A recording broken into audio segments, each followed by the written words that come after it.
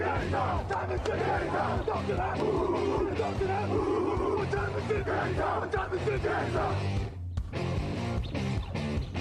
gun, Hulk left slot, Dixie left, T left, Mercedes, wide chip, Ricky, Fever left, 75, Katie, Omaha. We're good.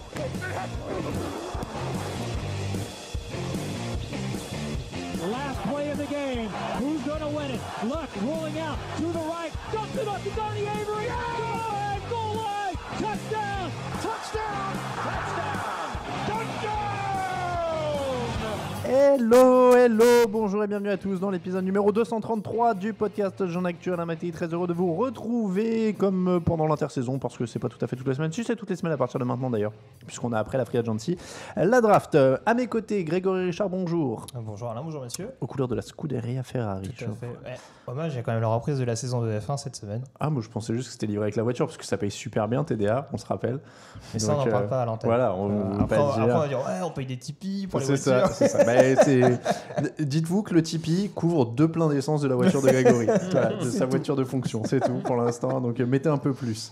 Raphaël Masmejean est là, bonjour Raphaël. Salut à tous. Qui lui vit plus modestement pour l'instant, ouais, seulement un Hummer. Toujours C1, 93, seulement, tout ça quoi. Seulement un Hummer, c'est ça, tu restes modeste. Ouais, quand même. Ouais, bon. Camille Saraben, dans quelle voiture descends-tu à Limoges? J'en ai pas, moi j'ai le Cam... permis depuis 3 ans maintenant. C'est vrai, Camille est piéton, donc bon, bonjour Camille Saraben. Bonjour à tous si vous nous suivez en live, bonjour à tous si vous nous écoutez en podcast, parce que c'est la mode, les podcasts actuellement, il paraît, ça perce beaucoup, donc on est content que vous ayez découvert ce support avec nous. Merci de nous écouter. Messieurs, on va parler Free Agency, évidemment cette semaine, on va débriefer tout ça, parler des Vikings évidemment, et puis de toutes les autres équipes. On parle des grands acteurs, on débriefe tout ça, et puis on prend vos questions à la fin. Camille, c'est parti avec le premier jungle. Le premier jungle qui fait peur, évidemment. Les gros dossiers, messieurs, le premier, il est très simple. Dans cette free agency NFL, c'est Kirk Cousins, il a choisi, et c'est Minnesota. Il n'y a pas vraiment eu de suspense, puisqu'il n'a rencontré que eux, et que les autres équipes intéressées ont quand même rapidement fait place à autre chose, puisqu'on le verra plus tard, mais les Broncos ont pris qu'est-ce qu'ils nomment, les Jets ont pris autre chose, les Cardinals ont pris autre chose, et donc au final, il ne restait plus que Kirk Cousins qui n'avait pas signé, et les Vikings qui n'avaient pas de quarterback. On suppose qu'il faisait durer le suspense parce qu'il tournait un documentaire sur sa free agency, donc le truc est un peu tombé à plat à mon avis, en mode ouais, on va faire toutes les visites, etc. Bon, en fait, il n'y a que les Vikings. Minneapolis ou Minnesota? Ouais, fait durer au moins 48 heures, fait des dîners, on va faire 2-3 scènes où on a l'impression que tu hésites, et puis tu vas signer, donc c'est signé. 93,9 déval l'an dernier, 27 touchdowns, 13 interceptions. Est-ce qu'ils sont désormais les grands favoris de la NFC? Voire plus, vous avez le droit de me dire plus. Encore une fois, vu que c'est des finalistes, alors, on parlera un petit peu également, je pense tout à l'heure, de ce qu'ont fait les Eagles, ce qui n'est pas inintéressant non plus. Mais en tout cas, ça confirme que la NFC va rester quand même une conférence assez relevée, avec une équipe de Minnesota qui a pas recruté énormément comparé à d'autres équipes, mais qui s'est surtout renforcé qualitativement. Et c'est sûr que l'arrivée de Kirk Cousins, vous en parliez lors de la preview Free Agency, mais en effet c'était un point de chute idéal parce qu'il y avait un concurrent direct pour le titre et en plus on va dire les fonds nécessaires pour Minnesota pour vraiment réussir à doubler les autres. Tout le monde a été plus ou moins sur la même longueur d'onde là-dessus. Donc voilà, comme tu le disais, il n'y a pas eu énormément de suspense. Et en effet, c'est une bonne pioche et c'est forcément, à mon sens, une amélioration significative par rapport à Keskinem. C'est vrai qu'il me le rappelle, Raphaël, mais on était plutôt d'accord là-dessus pendant la preview. Donc, Non, on était plutôt d'accord. C'est l'équipe qui était en finale NFC. Ils améliorent qualitativement le poste le plus important dans une franchise NFL, le poste de quarterback. À partir de là, forcément, t'en fais des contenders numéro 1 en NFC pour aller jouer le Super Bowl. Donc c'est un bon point pour eux. En plus, Kirk Cousins, ça arrive dans une équipe où il a plus de playmakers en attaque que du côté de Washington, à mon sens. La ligne offensive sera peut-être moins bonne, mais ça se travaille. Il y a la draft, tout ça, il n'y a pas de panique. Et puis on a déjà vu, il a déjà un impact puisqu'il est allé au dîner de rencontre avec Mohamed Wilkerson. Il est allé le convaincre. Sheldon Richardson, pardon. Il est allé le convaincre pour signer à Minnesota. Donc on voit déjà aussi l'impact de ce genre de transfert, à quel point on en parle de temps en temps en free agency, avoir un quarterback, un projet, une équipe avec un quarterback solide, ça attire des free agents. Et la preuve avec Richardson, qui là encore, c'est qu'un ajout, mais qui sur une ligne défensive coachée par Mike Zimmer, à mon avis, peut peut-être être enfin le coach qui arrive à le stabiliser, quoi. Donc, c'est vrai qu'il n'y a que 2 signatures pour les Vikings, mais ils font quand même très très peur après tout ça. Ah bah, le duo avec Linval Joseph, ça va être quand même. Je ne sais pas si on a une paire de defensive tackle aussi intimidante que celle-là, mais c'est sûr peut-être que sur une ligne défensive qui était déjà hyper performante l'année dernière, ça va vraiment donner des maux de tête en NFC. Ouais. 84 millions garantis sur 3 ans. Le contrat, on peut dire un mot là-dessus, évidemment. Est-ce que c'est trop, pas trop? Tout est garanti. Donc c'est la nouveauté quand même. Certains joueurs quand même voient ça comme c'est peut-être un tournant. Voilà, comme un tournant. Je ne sais plus quel joueur a dit que c'était plus ou moins un héros, qu'il avait enfin réussi à décrocher un contrat garanti. Ah, c'est quoi Baldwin. C'était un des anciens ou actuels Seahawks. Encore Seahawks. Ouais. Donc c'est 28 millions la saison, si je sais calculer. Du coup c'est ça. Ouais, c'est ça. Bah, après de toute façon, sur tous les postes et encore plus sur celui de quarterback, on sait qu'il y a eu une inflation liée notamment à l'augmentation des salary cap saison après saison. Donc on ne le découvre pas, je pense que ça va augmenter de manière significative. Je sais que ça discute notamment du côté d'Atlanta pour Matt Ryan, et on sait qu'il va y avoir un gros contrat pour ne prendre que cet exemple-là. Mais ça me paraît pas démesuré, encore une fois, c'est un joueur qui a quand même eu l'inconvénient de jouer 2 saisons de suite avec le risque de se blesser et du coup d'avoir une fin de carrière presque du jour au lendemain. Parce que certes le franchise tag ça paye bien, mais il y a aussi les inconvénients qui vont avec. Voilà, pour moi, il n'y a rien d'infamant. Et encore, je trouve que 3 ans, encore une fois, pour un joueur qui n'a pas eu une sécurité de l'emploi hyper affirmée, 3 ans, c'est pas non plus énorme. Mais voilà, je trouve pas qu'il ne le mérite pas, loin de là. Non, je suis plutôt d'accord. De toute façon, les contrats dont on va parler tout au long de l'émission, pour moi, il y en a 9 sur 10 qui sont surpayés si tu prends vraiment qualitativement. Mais voilà, c'est la free agency, ça inflation, salary cap qui augmente. Bon, bah voilà, surpayé. Hein, mais pour moi, c'est plus un tournant dans le fait qu'à mon avis, là, du coup, ça veut dire on est quasiment sûr qu'en 2021, on va avoir le lockout des joueurs qui vont demander plus de garanties dans leur contrat. Pour moi, il vient d'ouvrir la boîte. Et tant mieux pour les joueurs, parce que moi, je vois pas pourquoi ils n'auraient pas de contrat garanti. Donc tant mieux pour les joueurs. Mais c'est toi qui nous expliquais, Alain, qu'en NBA, tout était garanti. Tout est garanti. Voilà, donc c'est pas non plus. Au baseball aussi, si je dis pas de bêtises. Ouais. Voilà, donc c'est une nouveauté plus ou moins en NFL, le fait que la totalité du contrat soit dans la poche du joueur. Mais en effet, je rejoins Raphaël, je pense que ça va faire appel d'air. Oui, et puis on s'était rejoint aussi pendant, je crois, l'émission prévue, on en avait parlé. Il y a un moment où il faut qu'ils tapent du poing sur la table et qu'ils aient quand même plus de garanties. Donc on le souhaite pas parce qu'on a envie de voir du jeu, mais on le souhaite pour eux, en effet. C'est la grande question, est-ce que les joueurs participeront à la grande grève du 22 mars dans les transports? On ne sait pas, mais mais moi je suis assez d'accord. Et Cousins, ça me choque pas, je sais que tout le monde va crier c'est garanti, etc. Mais Alex Smith, il prend quoi, 71 millions garantis là en signant avec les Redskins, si je dis pas de bêtises. C'est possible. Donc 13 millions de plus pour un mec qui a 3-4 ans de moins, qui a prouvé quand même depuis 3 ans dans une franchise qui était quand même pas un modèle de stabilité qui pouvait mener, etc. Au final, le delta, il est pas si énorme que ça. Et après, qu'on me dise ah ouais, mais Keenum était beaucoup moins cher. Oui, mais Keenum est beaucoup moins bon. Donc, de toute façon, il faut savoir ce qu'on veut au bout d'un moment. Et c'est l'intelligence des dirigeants des Vikings. C'est qu'ils ont su ce qu'ils voulaient. Ils savaient qu'il leur fallait un bon quarterback. Ils mettent le pognon. C'est ce dont ils avaient besoin actuellement. Ils vont pas se retrouver à faire une Texan ou une peut-être Jaguars, on en parlera plus tard, à dire ah mais ouais, mais si on avait eu un quarterback, voilà, et à le pleurer pendant des années. Là, ils savent qu'ils sont au bord, ils prennent un quarterback. Tant mieux pour eux. Passons à l'équipe suivante, messieurs. Seahawks, grand ménage, autre ambiance, 2 salles, 2 ambiances. Richard Sherman, Jeremy Lane, Jimmy Graham, Michael Bennett, Paul Richardson, tout ça c'est parti. Earl Thomas dans les rumeurs d'échange, ça ce serait incroyable. Est-ce que c'est une reconstruction qui commence? Et on peut même rajouter, c'est pas lié à la free agency, mais Cliff Avril et Cam Chancellor qui se sont gravement blessés l'année dernière, qui sont pas certains de... gros changement d'ambiance. Les Seahawks ont décidé l'an dernier, pendant la saison, on disait qu'ils devaient faire un ménage plutôt au niveau du coaching staff, pas virer Pete Carroll, mais les assistants, il y avait un peu, ça vivait en vase clos, tout le temps les mêmes. Là, ils ont décidé de faire exploser le cœur de l'effectif, notamment en défense. Je comprends que les fans de Seattle soient paniqués parce que forcément, en plus, tu perds quand même des leaders, des mecs charismatiques. C'est pas c'est important. Maintenant, est-ce que c'est pas mieux de détruire maintenant avant l'implosion générale et je trouve qu'à ce niveau-là, la déclaration de Richard Sherman où il dit le discours de Pete Carroll ne passait plus forcément, qu'ils l'ont trop entendu, c'est peut-être finalement très éclairant et c'est peut-être du coup la bonne idée de repartir avec des joueurs plus jeunes du côté de la défense. Donc pourquoi pas. Enfin, on a souvent entendu pour certains coachs que certains coachs avaient une durée de vie quasiment. On parlait de ça pour Jim Harbaugh notamment, que c'était des mecs très énergiques, un peu rentre dedans et qui parfois étaient plus adaptés à des effectifs où ça tourne beaucoup comme à la fac et où ça se renouvelle. Ça me choque pas non plus ce qu'a dit Sherman, c'est vrai. Et au final, Pete Carroll a quand même eu une belle durée de vie avec cet effectif. Ça n'a pas duré 3 ans non plus. Ça fait quoi, 6-7 ans quasiment qui sont costauds. Donc non, il faut un renouvellement. Après, c'est vrai que c'est brutal et c'est des grands noms, donc ça fait toujours bizarre de voir tous ces mecs-là se barrer. Mais c'est vrai que c'était plus ou moins annoncé. J'étais un peu étonné l'année dernière, notamment de voir que lors de la draft des Seahawks, il y avait énormément de défenseurs qui avaient été recrutés, notamment sur la ligne et le dernier rideau. Donc du coup, il y a quand même un début d'explication. Moi, ce qui m'étonne un petit peu, si on prend en compte tous les départs, c'est peut-être le cut, on va dire pur et simple, de Richard Sherman. Alors, est-ce qu'il y a eu tentative d'échange ou pas avorté en l'occurrence, on ne sait pas trop, mais c'est vrai qu'ils ont a priori avant tout cherché à se débarrasser de son gros contrat. Et ça pose aussi la question de sa blessure, parce que c'est quand même bizarre même si c'est un caractère à gérer aussi dans le vestiaire, c'est quand même un petit peu étonnant cette manière de faire. Il a que 29 ans entre guillemets, si je peux me permettre en plus. Il n'est pas non plus encore vieux.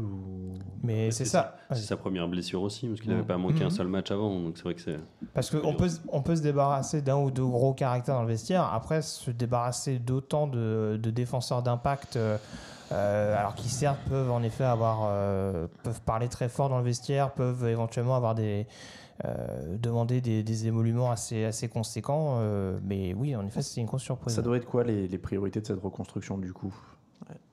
Parce qu'il y a la défense, alors évidemment, qui est en chantier. Pour moi, paradoxalement, ça reste l'attaque. Parce que je pense que, comme Grégory l'a dit, l'an dernier, ils ont drafté pas mal de jeunes. Ça fait plusieurs saisons qu'ils draftent beaucoup de défenseurs. Je pense que côté Seattle, ils ont dans l'idée que ces jeunes défenseurs draftés peuvent prendre la relève de ce qui s'est fait en défense, des chairman, etc. Et que du coup, ce qui manque, ça reste l'attaque, problème de coureurs, problème sur la ligne offensive. Et à mon avis, c'est plus là qu'il faut continuer à investir, continuer à entourer Russell Wilson. Et voilà, donc... Alors on va passer aux Eagles. Michael Bennett et Alotienne Gata arrivent sur la ligne. Nigel Bradham reste. Vinny Curry part. Ils ont peut-être la meilleure ligne défensive de l'histoire de la NFL. En tout cas, c'est ce qu'espère Michael Bennett. Bon, il y a du lourd. Ils avaient le plus gros nombre de pressions la saison dernière en NFL, de loin. Avec l'arrivée de Bennett, qui était quand même très très bon dans ce registre-là aussi, ils vont continuer à avoir une défense qui devrait être dominante, même si la ligne arrière est moins énorme que de l'époque Seattle qu'a connu Michael Bennett. Mais cette équipe de Philadelphie, elle se maintient quand même dans le bon wagon pour défendre son titre. Après, c'est vrai que pour revenir au backfield défensif, il y a quand même Là, pour le coup, on est beaucoup dans l'expérience, on va dire, sur le premier rideau.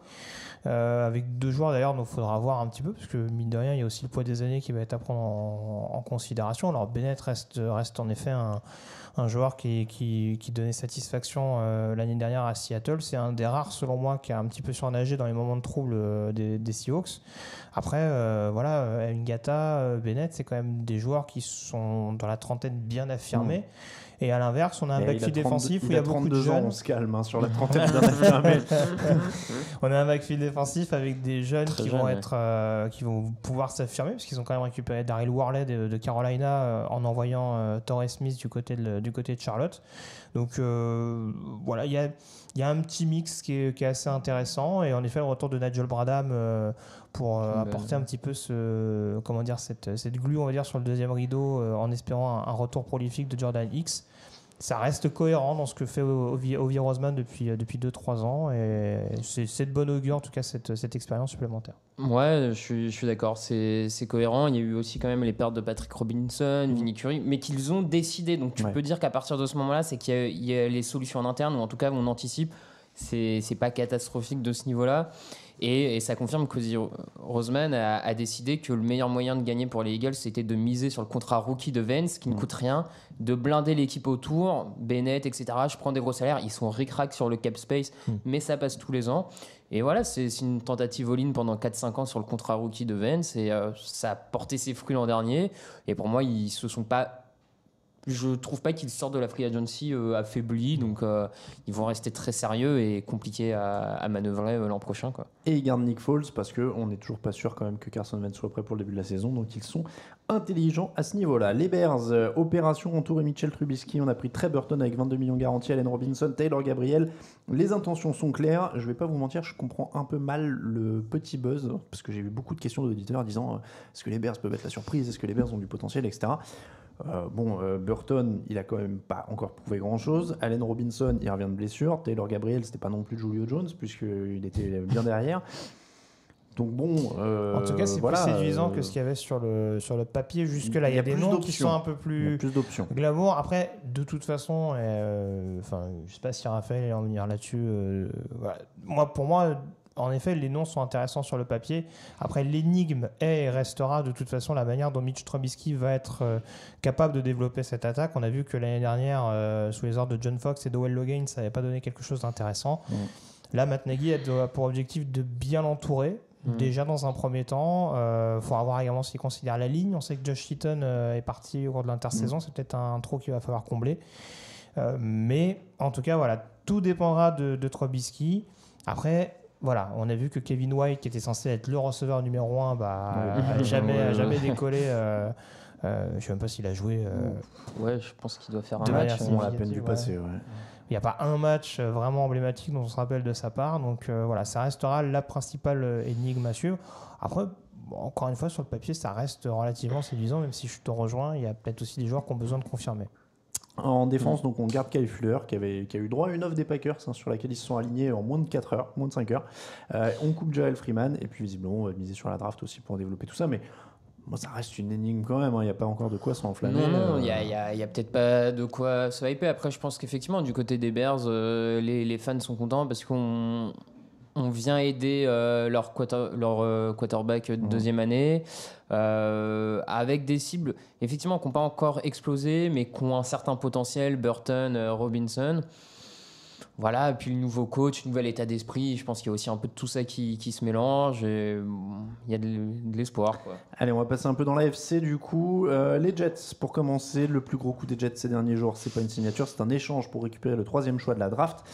Donc ils échangent leur 6e choix, ils étaient au 6e, donc ils filent le 6e aux Colts, ça s'inverse, et en plus de ça, ils donnent donc 3 second tours. Donc... Alors 2 deuxième tours de cette année et un deuxième tour de l'année prochaine. Ouais, c'est ça. Est-ce que c'est beaucoup pour monter de 3 places et surtout pour qui il monte? Alors c'est toujours la même chose, encore une fois chacun en fait ce qu'il veut dans ce qui est un petit peu considéré comme la trade chart, donc on va dire la hiérarchie de ce que vaut par point chaque position à la draft. Sur le papier, les Jets sont surpayés parce que a priori pour monter de 3 places, en tout cas de la 6e à la 3e, il n'y avait pas forcément besoin de mettre autant que ça. Maintenant c'est pas forcément hyper infamant. Moi, ce qui me fait un peu peur pour eux, c'est ça fait quand même beaucoup de deuxième tour dans la balance. Et encore une fois, ça indique qu'ils vont sans doute à 99% aller vers un quarterback à former dans un premier temps. Mais moi, ce qui m'inquiète par rapport à ce que tu dis, en fait, c'est que ils ont échangé pour le 3e. Donc, s'ils veulent un quarterback, comment ils sont sûrs qu'il va être encore là? Qu'il n'y ait pas une des 2 premières équipes qui flambent et qui le prennent? Ou qu'il n'y ait pas une équipe qui trade avec les Giants pour aller le prendre au-dessus d'eux? Mais c'est possible. Après, peut-être qu'ils ont une liste où sur les... Ils savent qu'il on y en va dire a 3 principaux, on va dire sur les 4 principaux quarterbacks à l'heure actuelle, il y en a au moins 3 qui leur plaisent. Et ils veulent se laisser au moins. Ils se disent, si on n'a pas celui-là ou celui-là, 6e place, ça devenait un peu touché parce qu'on a Cleveland qui peut très bien en prendre un en premier et du coup échanger le 4e. Les Broncos en 5 qui étaient susceptibles d'en prendre un. Les Giants sont cette fois-ci, ils veulent en former un derrière Manning. Potentiellement, un peu risqué. Mais donc, ils en ont 3. Ils estiment que ces 3-là valaient d'échanger 3 deuxième tours. Peut-être, ouais. Mais alors, en fait, je dis ça parce que dans le big board, c'était quand même moyen chaud sur la plupart des quarterbacks. Donc, je me disais qu'ils en aient trouvé 3 sur lesquels ils étaient chauds, alors que toi, tu avais du mal à en trouver un. Non, mais moi, ce que j'expliquais, c'est qu'en termes de talent pur, à l'heure actuelle, au moment où ils allaient rentrer en NFL, ça allait être un peu compliqué. Après, s'ils ont besoin de projets à couver derrière les quarterbacks qu'ils ont déjà, et ça, c'est une autre stratégie qui a été un petit peu bizarre de leur part, c'est qu'ils ont signé ou re-signé beaucoup de quarterbacks. Josh McCown signé pour 10 millions et Teddy Bridgewater donc pour 5, mais très peu de garanties jusqu'au début de la saison. C'est plus ça qui est étonnant au final. Ils auraient pu se contenter de signer McCown pour couver leur quarterback drafté ou Bridgewater. Après, le contrat de Bridgewater l'explique en fait aussi, du coup on l'a mis sur le site, il a 500 000 garanties jusqu'au début de la saison. S'il est coupé avant le début de la saison, il aura coûté que 500 000, il voyait s'il était en bonne forme ou pas. Mais on parlait du contrat de Cousins, 10 millions pour McCown, c'est pas beaucoup? Ah bah si, bien sûr que si. C'est énorme, on est d'accord. C'est ridicule. J'ai pas loupé un épisode. C'est ridicule. C'est pas le plus ridicule, on va y arriver plus tard. Hein. Cardinals.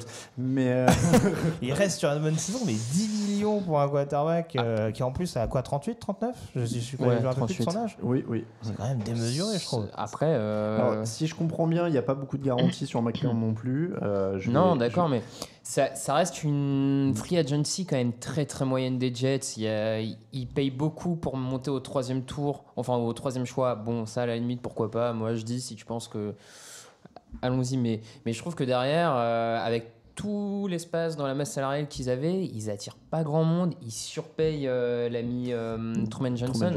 Vraiment, pour le coup, je le trouve. J'ai vu la stat qui fait super mal que j'ai vu sur Truman Johnson, c'est que son contrat pour l'année à venir avec les Jets était égal au contrat de tous les defensive backs des Rams. C'est-à-dire Talib, Peters et je sais Joyner. plus, et Joyner. Ouais. Ces trois-là, c'était égal au contrat de Truman Johnson cette année. Après, Truman Johnson n'est pas un mauvais défenseur. Non, bien sûr. Défensivement, c'est pas incohérent ce qu'ils ont fait. Voilà, la signature de Johnson, je crois que c'est Avery Williamson qu'ils ont pris en linebacker, qui est pas inintéressant non plus pour remplacer du Mario Davis, même si c'est pas non plus un playmaker qui va tout révolutionner en défense.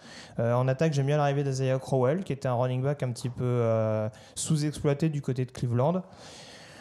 Mais je le dis et je le répète, si tu prends un quarterback et que tu bazardes des tours de draft, il y a aussi des postes que tu vas négliger. Enfin, je suis bien passé pour le savoir parce que à l'époque, Atlanta avait tout misé sur Julio Jones, qui est encore à l'heure actuelle un des top receveurs, un des 3 meilleurs receveurs de la ligue, mais ils en ont bavé derrière en bazardant quand même pas mal de choix de draft. Il ne faudrait pas que les Jets, en voulant couver un quarterback et en préparant l'avenir, se retrouvent aussi avec d'autres postes vraiment sous-alimentés. Donc Truman Johnson, c'est 15 millions par an. D'ailleurs, on n'a pas rappelé le chiffre. Et donc oui, McCown, 10 millions. Mais c'est vrai que c'est une stratégie un peu étrange. On a l'impression que c'est parti un peu dans tous les sens.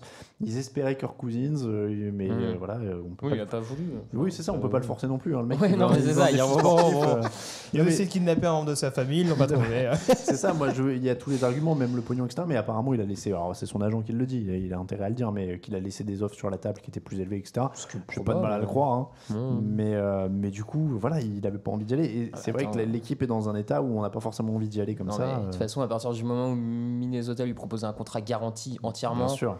Et avec une chance de gagner. Franchement, il y avait très peu d'équipes qui pouvaient s'aligner sur cette offre-là par rapport à l'effectif de Minnesota et 100% garanti, je veux dire. Et j'allais dire un truc sur les Jets, mais j'oublie complètement, donc on va pouvoir passer aux Browns. Tu veux rien dire sur Bridgewater en particulier? Quel quarterback ils prennent? Non, mais alors, juste ma question, mais je crois que c'est le cas. Donc Bryce Petty et Hackenberg, ils sont toujours sous contrat aussi, on est d'accord? À l'heure actuelle, oui.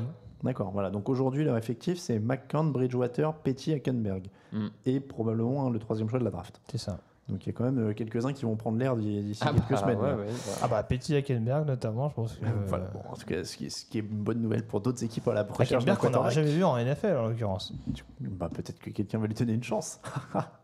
Les Browns, Tyrod Taylor, Jarvis Landry, Damarius Randall qui sont arrivés par des échanges. Ils ont été très actifs, les Browns, pardon. Carlos Hyde a signé, ça aussi c'est pas mal. Ils ont perdu Joe Thomas, mais pour le reste c'est quand même assez positif. J'ai envie de dire, alors toujours avec des énormes pincettes quand on parle des Browns évidemment, mais moi j'aime bien le fait de récupérer Jarvis Landry parce que je comprends pas pourquoi Miami le remplace par Albert Wilson grosso modo. Hein, et Daniel Mendola. Mais je vois pas ce qu'ils gagnent au change. Offensivement, j'aime bien ce qu'ils ont fait également. Tyrod Taylor, c'est pas extraordinaire, mais bon, c'est correct. Ça va apporter de la stabilité. C'est ça. Avec Taylor, ils vont gagner des matchs. C'est ça. On a vu avec Buffalo que s'il y avait une bonne structure autour, ils pouvaient au moins emmener l'équipe en playoff. Donc Jarvis Landry, c'est un bon joueur et c'est vrai que à running back, je suis un peu étonné parce que du coup, on s'attendait absolument avec leur recrutement à ce qu'ils aillent chercher Saquon Barkley à la draft. Là, c'est exactement le même profil. Donc il a signé 3 ans. Il a signé un bon contrat pour un coureur en plus. Donc c'est la petite interrogation. Après en défense, il se laisse peut-être l'option de prendre Barkley quand même et de détruire tout en ne faisant que courir possible, comme Buffalo justement quand ils avaient Tyrod Taylor. Hein, peut-être. Mais en défense, je suis beaucoup moins fan. Damarius Randall n'a pas non plus marqué les esprits à Green Bay. Donc est-ce que c'était pas une stratégie pour se débarrasser de Kaiser qui fait le chemin inverse, j'en sais rien, mais en tout cas. Ah oui, donc c'est vrai que DeShone Kaiser est quand même envoyé aux Packers, j'avais oublié ça dans le. En remplaçant, écoute. Oui, non, mais le pauvre, il était choix du 2e tour l'an dernier et voilà. Il a été vite bazardé quand même. À peine titulaire, déjà oublié. On mettra un in memoriam, tu sais, à la fin de l'année pour les joueurs déjà. En tout cas, Kaiser, c'est bon plan pour lui. Bah, bon, ça, c'est un autre sujet. Mais Christian Hackenberg, DeShone Kaiser, ils nous ont quittés trop vite. Sinon, on fera un in memoriam sur le site. Franchement, c'est une free agency pas si mal. Ils ont encore pas mal de choix à la draft. Ils ont un quarterback solide qui va pouvoir bien mener l'équipe, qui en plus, c'est pas le genre de mec qui fout le bordel. Enfin. Mais et l'équipe est jeune, hein. Que ce soit en attaque ou en défense, c'est quand même assez. Moi, ce que j'aime bien, en fait, je sais que j'aimais bien parce que Tyrod Taylor, Jarvis Landry, Damarius Randall, etc., même Carlos Hyde, je trouve pas que ça exclut Barkley. En fait, ils ont pris des trucs, même Tyrod Taylor, ils ont pris des trucs qui leur permettent de prendre les joueurs qui leur plaisent vraiment à la draft. S'ils sont pas bêtes, s'il y a aucun quarterback qui leur plaît vraiment et qui croit pas au mec, ils peuvent dire bon, on fait une saison avec Taylor éventuellement, même si je crois pas trop à ce genre de truc, mais au moins ils se sont donné ces options-là. Ils ont rempli un peu là où il y avait des trous. Et Jarvis Landry, faut pas oublier qu'ils ont quand même toujours Josh Gordon dans l'effectif. S'il arrive à rester sobre, le duo il est quand même pas dégoûtant. Ouais, mais là on a un autre défi d'une autre taille. Là, écoute, il a réussi à tenir les 3 derniers mois de la saison. Bon, l'intersaison arrive, c'est le plus dur. C'est le plus dur. Elle sera longue celle-là. Mais l'intersaison dans l'Ohio. Mais s'ils arrivent au bout tous les deux. Tu penses qu'il vit dans l'Ohio pendant l'intersaison ? Non, j'espère pas. Enfin, à la fois, j'espère pas et non, parce que peut-être que vivre à Cleveland. Ouais, je sais pas. Je pense qu'il c'est peut-être mieux qu'aller à Miami pendant l'intersaison. Je pense qu'il vit à Miami. Oui, mais je suis pas sûr que lui réfléchisse comme ça. Je pense qu'il vit à Miami. Oui, moi aussi. Les Bills, c'est communiquant avec ça. Donc Tyrod Taylor est parti pour AJ McCarron, grosso modo, qui a été signé dans la foulée. Alors AJ McCarron, je pense que Raphaël l'avait repéré quand même depuis longtemps en disant s'il n'a pas dépassé Andy Dalton, c'est qu'il y a un problème. Les GM s'y sont pas trompés parce qu'il n'y a pas eu un rush pour le signer quand même. Il s'est passé quelques jours avant que ça bouge un peu et finalement c'est Buffalo. Moi je suis pas convaincu. Je trouve qu'ils sont quand même hyper ingrats avec Tyrod Taylor qui les a quand même menés en playoff pour la première fois depuis une éternité. Alors je dis mener, c'est pas lui qui a porté l'équipe, mais il était quand même là. Ils ont l'air de le traiter comme si le mec qui était pour rien. Mais les problématiques avec Taylor, si je dis pas de bêtises, elles sont plutôt d'ordre contractuel avec Buffalo. Déjà l'année dernière, ils ont un petit peu reculé pour le prolonger. Les mecs font les fines bouches quand même, parce que ils pouvaient lui faire un peu de place. Et encore une fois, ils avaient pas vu les playoffs depuis 20 piges et ils sont là à faire la fine bouche, genre non mais c'est pas grave, on peut changer de QB. Après, tu vois bien le fait que l'an dernier, il est sorti en milieu de saison pour tenter Peterman en titulaire. Non, mais ça prouve que McDermott, on n'avait rien à faire de ce quarterback-là. À partir de là, est-ce que c'est pas même mieux dans la relation, dans le vestiaire vis-à-vis du joueur ? Si tu as l'occasion de le faire partir, tu le fais partir et tu repars avec autre chose. Du coup, avec quoi ça, par contre, ça reste l'énigme. C'est vrai. On est exactement dans la même logique que Minnesota, c'est-à-dire que peut-être que pour franchir un cap, ils se sentaient pas d'avoir Tyrod Taylor. Après, c'est sûr que là, il va falloir qu'ils mettent les bouchées doubles pour récupérer un bon client à la draft. Cousins, par contre. Non. Et visiblement, ils misent sur un rookie parce que AJ McCarron. Et alors moi, je suis très très inquiet, mais ça c'est un autre sujet. Mais AJ McCarron qui a rien prouvé en NFL et qui va se retrouver avec Brian Daboll, qui est quand même pas le plus grand génie offensif de l'histoire du football américain. Alors certes, il a coaché avec Nick Saban à Alabama, donc il va à peu près savoir comment bien utiliser Jay McCarron. Mais en NFL, il a clairement pas marqué les esprits, donc cette attaque elle me fait un peu peur. Bien utiliser Jay McCarron à Alabama, si je me rappelle bien, c'était filer le ballon à Derrick Henry, donc. Non, c'est un peu avant. Non, c'était ici, je crois, à l'époque. Ici, bon. Enfin, c'était filer la balle au coureur qui gagnait 3 milliards par saison. T'exagères quand même. C'est quand même un des quarterbacks à Alabama ces dernières années qui passait quand même un petit peu plus. Mais vous êtes 12 passes pour le match. Après, il n'est pas payé très cher, McCarron. Ils le prennent à 5 millions, ce qui est pas mal parce qu'il y a des quarterbacks remplaçants qui sont payés bien mieux dans cette ligue et qui ont signé pour bien plus. Ce qui prouve aussi que personne ne le voyait à peine comme un remplaçant à 5 millions. Personne. Et c'est dommage qu'il y ait cette question de quarterback parce que je trouve qu'à côté, il faut une free agency plutôt solide. Et alors, il y a Star Lotulelei et Vonta Davis en défense. Et Trent Murphy, le linebacker, je trouve que sur les 3 rideaux, ils ont amené des joueurs intéressants. Vonta Davis, s'il n'est pas blessé, le duo avec Tredavious White, etc., va quand même falloir aller les cogner. Juste petit bémol quand même sur le départ de Preston Brown, qui était le meilleur plaqueur de la ligue. Alors peut-être qu'ils estimaient avec des joueurs comme Ramon Humber ou même Matt Milano. Je crois qu'Humber vient de re-signer avant l'émission. Oui, il a re-signé aujourd'hui. Matt Milano, leur rookie, qui a fait une bonne saison. Peut-être qu'ils estimaient qu'il y avait moyen de le remplacer, mais c'est vrai que c'est quand même un peu étonnant. On va rester dans la... Tu voulais rajouter Non, quelque chose? On va rester dans la FC Est pour finir les gros dossiers avec les Patriots, parce que c'est vrai que c'est une équipe dont on parle souvent parce qu'ils sont souvent sur le devant de la scène. Les Patriots. Et il s'est passé, c'est pas les mêmes. Les Patriots, ils ont perdu Nate Solder, Dion Lewis, Danny Amendola, Malcolm Butler. Et finalement, ils se sont rattrapés en signant Jeremy Hill, Adrian Claiborne, Danny Shelton, qui est arrivé par transfert, Cordarrelle Patterson et Jason McCourty, arrivé par transfert aussi. Donc 2 transferts des Browns d'ailleurs, McCourty et Shelton. Est-ce qu'ils limitent bien la casse ou est-ce qu'ils ont perdu plus qu'ils n'ont gagné? Moi, je trouve que c'est pas inintéressant. Alors forcément, la principale interrogation, ça reste la ligne offensive, parce qu'il faut savoir comment ils vont remplacer Nate Solder. Ils ont des gardes aussi qui sont pas mal courtisés, si j'ai un trou sur les noms. Ils sont surtout dans la dernière année de contrat. Il me semble que Jack Mason et peut-être Joe Thuney, j'en suis pas sûr. Mais il y en a 2 qui sont free agent aussi, qui sont un peu courtisés, je crois. Il y a Cameron Fleming, je crois, qui est suivi par Dallas notamment, et qui peut en effet partir. Donc c'est ça qui sera surveillé. Après, sur le reste, remplacer Dion Lewis par Jeremy Hill, je trouve que c'est pas catastrophique. Jeremy Hill, il y a un petit problème de santé ces derniers mois, mais on sait que quand il est performant, il peut être assez efficace. Et j'ai pas de doute dans le système de New England qui pourrait éventuellement faire mouche. Après, Patterson qui remplace Amendola, par exemple, je suis un peu plus sceptique, mais c'est pas le même profil. Plus pour les retours, c'est Lewis, surtout. Parce que c'était surtout les retours. Amendola était un remplaçant de luxe du côté de New England. Donc si Edelman revient bien, a priori, il n'y a pas de raison que ce soit non plus une catastrophe le départ d'Amendola en tant que tel. Non, c'est pas une catastrophe. Moi, je trouve qu'ils perdent un peu des playmakers et des mecs qui avaient un peu de leadership. Solder, Amendola, c'était un playmaker quand même, il l'a montré playoff. Après, il comble plutôt pas mal. McCourty, c'est pas un grand cornerback, mais il apporte des choses. Danny Shelton, moi je trouvais qu'il avait bien commencé à être vraiment bon l'an dernier chez les Browns. Les Pats le récupèrent au bon moment, donc je pense que là ils vont aussi bien en profiter. Les jeunes et tout. Globalement, moi je trouve que c'est dans la lignée Pats. Ils n'ont pas voulu surpayer des joueurs dont ils ne voyaient pas l'intérêt de les surpayer. Ils ont essayé de limiter les. Je suis un peu plus sceptique sur Adrian Claiborne qui a eu des stats bonnes l'an dernier, mais avec un match à 6 sacs qui a un peu gonflé la note. Après, ils étaient tellement dépeuplés en defensive end que. C'est vrai aussi. Ça fera quand même une amélioration, mais je suis d'accord avec toi. Pour moi, ça reste un role player, mais. Mais t'as raison, il manquait de profondeur, de tout à ce niveau-là. Donc c'est peut-être le seul joueur qu'ils ont surpayé, je pense, durant l'intersaison. C'est vrai, c'est vrai. Ouais, non, c'est vrai. Même si c'est pas mirobolant. C'est une free agency un peu dans la lignée de ce qu'ils ont fait ces dernières saisons. Mais moi, je sais pas. Alors peut-être que je vois le mal partout parce qu'il y avait ces histoires d'ambiance, etc. quand même qui traînaient ces derniers mois, de Gronk et Brady qui seraient un peu chafouins, etc. Je sais pas pourquoi j'ai l'impression que les joueurs ont été moins conciliants et qu'ils sont partis plus facilement que certaines années où on les voyait plus souvent. Il n'y a aucun joueur là qui a pris un petit contrat pour rester, par exemple. Amendola a fini par se barrer. Nate Solder aurait pu dire je reste, etc. Il s'est barré. John Lewis, lui voulait se barrer. Mettons, Malcolm Butler, il était dans cette ambiance où c'était complètement cramé. J'ai l'impression qu'on reste moins. Pourrait y avoir il n'y a pas de fumée sans feu. Comme tu disais, c'est des cas qui sont quand même très particuliers. Je sais pas. Après, il y en a qui partent. Et puis, ne serait-ce que d'un point de vue santé, je veux dire, Amendola, c'est un joueur qui a une plus-value, mais on sait aussi que physiquement, il n'est pas le plus rassurant non plus. Et ils n'en avaient pas un besoin fou. On est d'accord là-dessus. Moi, quand je vois certains supporters des Patriots, où j'ai vu des messages passer, oh là là, ils sont en train de perdre tout le monde, etc.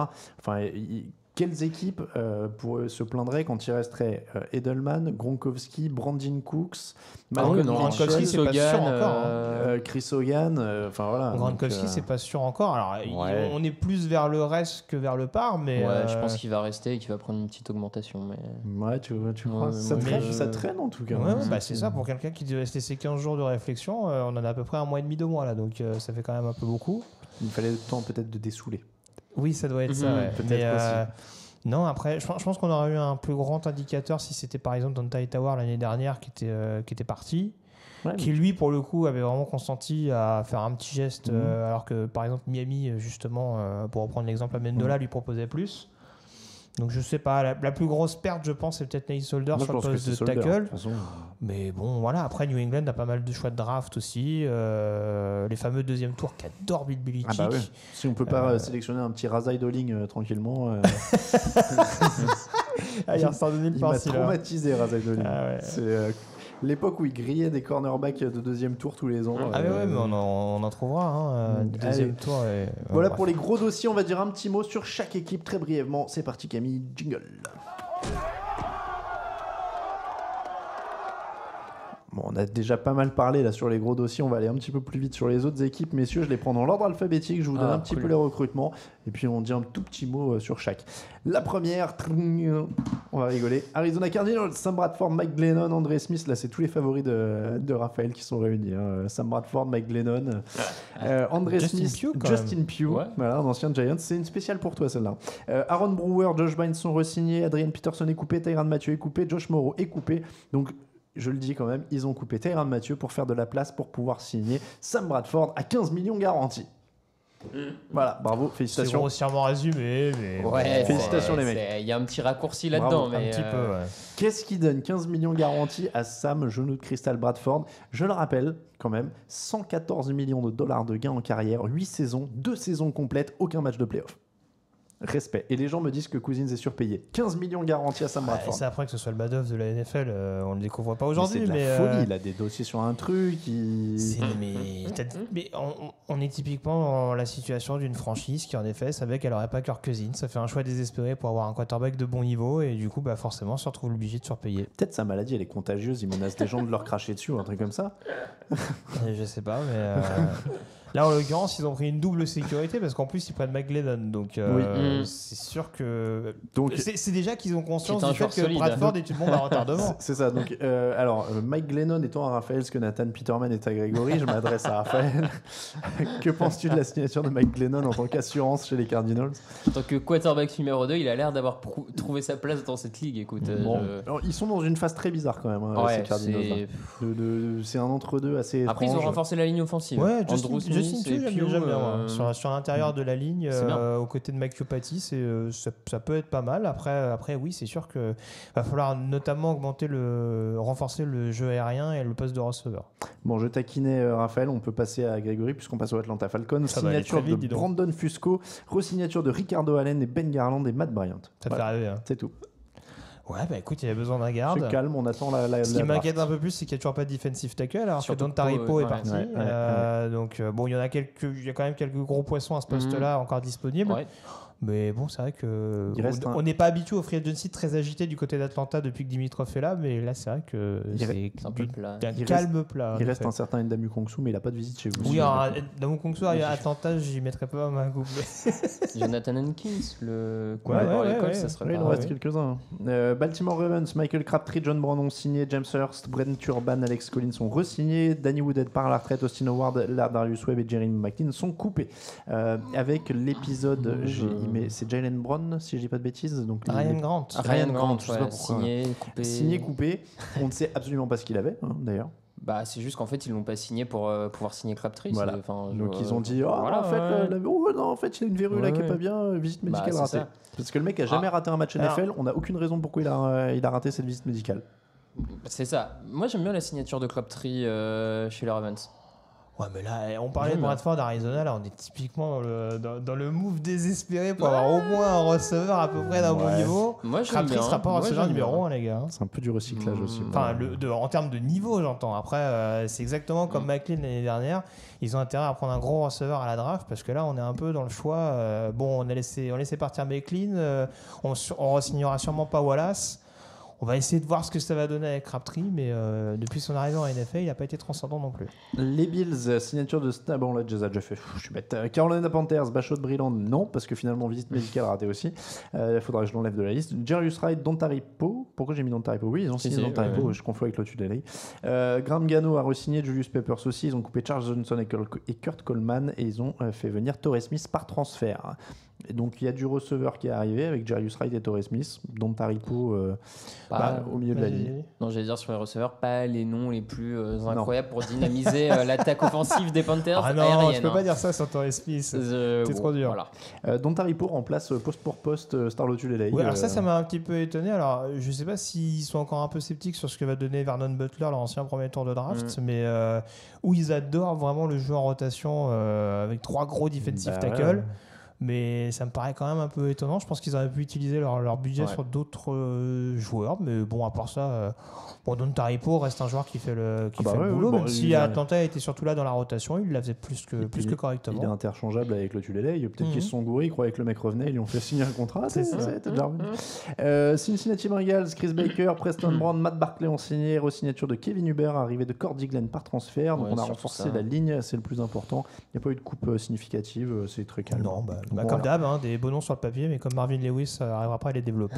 Voilà, c'est une analyse directe. Re-signature de DeMarcus Lawrence, Brent Price, David Irving et LP La Douceur pour les Dallas Cowboys. Coupe d'Orlando Scandrick. J'aime toujours autant LP La Douceur, qui n'empêche est un long snapper parfait depuis 2005 ou 2008. 2005, je crois. Il n'a jamais eu d'erreur sur un snap et il est là à tous les matchs. Ce serait bien qu'il lui fasse signer son tender à la douceur. Sur Dallas, pas une grosse free agency en dehors de la re-signature de Lawrence, qui est une bonne idée vu que c'était leur meilleur défenseur. Il y a quand même ce qui pourrait totalement changer leur free agency, c'est cette rumeur Earl Thomas à Dallas qui changerait la donne de leur free agency, parce que si tu fais venir Earl Thomas, là t'as quand même attention. Non, ils sont un peu justes au niveau du cap, je crois. Ça se magouille le cap, c'est quand même pas. Jerry Jones, je ferai pas leur sentiment. Non, mais je veux dire, s'il faut couper un ou deux mecs pour faire un peu plus de place. Ils ont 7 millions d'espace, 7 millions d'œufs au moment. Et en plus, il me semble qu'on parlait d'un troisième tour réclamé par Seattle. Il va y aller, parce qu'en termes de tour de draft, Dallas, c'est pas Cleveland. Donc, en tout cas, moi, en tout cas, ce serait assez fou, mais c'est la rumeur. C'est vrai que ça pourrait changer tout. Denver Broncos, qu'est-ce qu'ils nomment? Traven Brock, signé. Matt Paradis, Shaq Barrett, Todd Davis, Bill Turner, re-signé. Qu'est-ce qu'ils nomment? Et donc, l'attraction de cette free agency. Du rêve en pleine tronche là. Qu'est-ce qu'il nomme et donc la solution au poste de quarterback que cherchait John Elway. Je vous trouve dur parce que par rapport aux 2-3 dernières années, c'est déjà une amélioration, ce qui est assez. Qu'est-ce qu'il nomme? Attends, arrête, Paxton Lynch. Non, attends. T'es dur, hein. Ouais, enfin bon, on sait pas ce que ça donne. Ça a marché à Minnesota, mais rien ne nous dit que dans une autre équipe. C'est vrai que Siemian avait l'air d'être la réponse il y a un an. Non, il a jamais eu l'air d'être la réponse, Siemens, de rien du tout. Correct. Puis Keenum est là pour quoi, 2-3 saisons. Ouais. À mon avis, ça sent le quarterback drafté. Oui, j'espère un an. Donc Paxton Lynch, il est définitivement à la poubelle, le mec qu'ils ont choisi au premier tour il y a 2 ans là.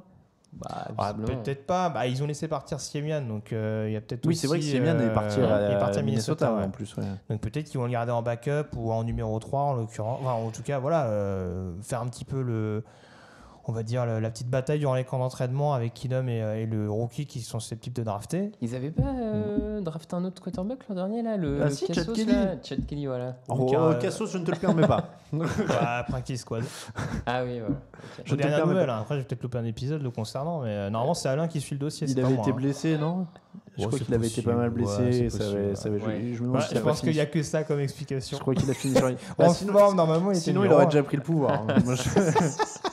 Dans cette équipe de Denver là, s'il est en forme et qu'il prend pas le pouvoir, il y a un problème. Moi, je pense qu'il faut qu'il fasse un trade pour la Con Treadwell pour reformer le duo d'Olmis avec mes 2 chouchous et que là les 2 explosent. Il en manque que ça en fait.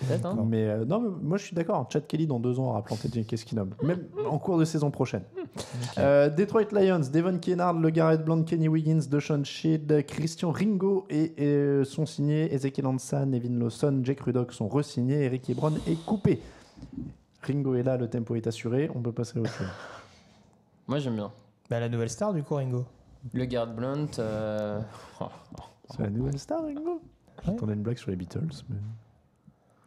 c'est pas grave, laisse tomber. Non, je sais pas, il y a un mec qui s'appelle Ringo dans la nouvelle star? Non, j'en sais rien. Non, laisse tomber, on peut enchaîner. Bref, donc non. Moi j'aime bien beaucoup de joueurs de devoir, ça apporte de la rotation à l'image un peu d'un Le Garrett Blount. En fait, il manquait un coureur solide, puissant. Ils apportent ça. Devon Kennard, Kenny Wiggins, je trouve que c'est des joueurs solides. C'est pas flashy, mais ça apporte de la profondeur à un effectif qu'on n'avait pas beaucoup. Puis bon, de toute façon, le playmaker, c'est le meilleur quarterback de moins de 31 ans. Donc après, à partir de là. En aparté, il y a Romain sur le chat qui nous dit: je suis prêt à intervenir dans l'émission si vous êtes partant tout de suite. Romain, on t'appelle au moment des questions. Reste en ligne du coup. Par contre, il va falloir que tu m'envoies ton numéro de téléphone en message privé parce que du coup, voilà. Messieurs, donc j'en étais où moi? Détroit qui a parlé Garrett Blount, t'as pas fait un recrutement hyper sexy, mais bon, bref. Ça, c'est mon point de vue. De devoir. On a dit. Non, mais moi j'aime bien, je suis comme Raphaël. Ils ont déjà une bonne équipe relativement. Après, si ça peut apporter un petit plus. Blunt, il va peut-être enfin passer les 100 yards. On va faire plaisir au nouveau Jim Tomsula. C'est vrai, j'ai oublié. Packers, Jimmy Graham, Mohamed Wilkerson. Alors là, il n'y a pas beaucoup de noms, mais au moins, c'est des noms là, il y a du glamour là. Coupe de Jordy Nelson, c'est connu aussi. Et de Sean Kaiser, arrivé par transfert. Là, ils ont. C'est des mecs dont on a beaucoup parlé l'an dernier. Kaiser, Graham, Wilkerson. C'est officiel, Ted Thompson est parti. Hein. C'est plus le general manager. Là. On a décidé de balancer le flouze. Graham, ça vous plaît pas avec Aaron Rodgers? Je sais que Raphaël a une théorie là-dessus. Non, la théorie du tight end, des sous que tu balances sur le tight end alors que tu as toujours une défense pour âme. Moi, franchement, cette free agency, on a dit les Packers vont être agressifs, ils ont de l'argent. Tu sors de la free agency avec Jimmy Graham. Est-ce que tu avais vraiment besoin de Jimmy Graham pour faire gagner les Packers? Attends, on a dit ils vont être agressifs, pas ils vont être intelligents. Ouais, d'accord. Okay. Non, mais Jimmy Graham, très bien, ça va peut-être faire une super connexion. Il va peut-être retrouver son niveau de New Orleans. Super. Mais depuis 2-3 saisons, les Packers, ils se font déchirer en défense et pas en attaque. Donc, moi, je veux bien, Graham, très bien, ça va vendre des maillots, on va s'exciter. Après, il change de cordeau. Oui, peut-être que ça va venir de là, mais ce que je vois, c'est qu'ils perdent encore des défenseurs. Ils ont perdu Demarius Randall, qui était peut-être pas exceptionnel, mais qui était quand même un titulaire. Ils ont perdu Sam Shields, pareil, le cornerback qui était. Ah non, qui était pas là l'année dernière, il a pris une année. Il avait pris une année, ça va être. Ouais, c'est vrai. Mais ils perdent Morgan Burnett. Aussi. En plus de Steelers, Voilà, moi je trouve qu'ils continuent à perdre des joueurs en défense. Ils en font venir un qu'il va falloir maîtriser, qui a du talent, certes, c'est indéniable, mais il va falloir le maîtriser. Est-ce qu'ils en seront capables? C'est la même histoire. Moi, je trouve que c'est une free agency pourrie. Enfin, voilà. J'aurais pas été jusque-là. Mais bon, après, c'est pas grave. Misérable. Pareil, ils avaient donné combien à Davante Adams?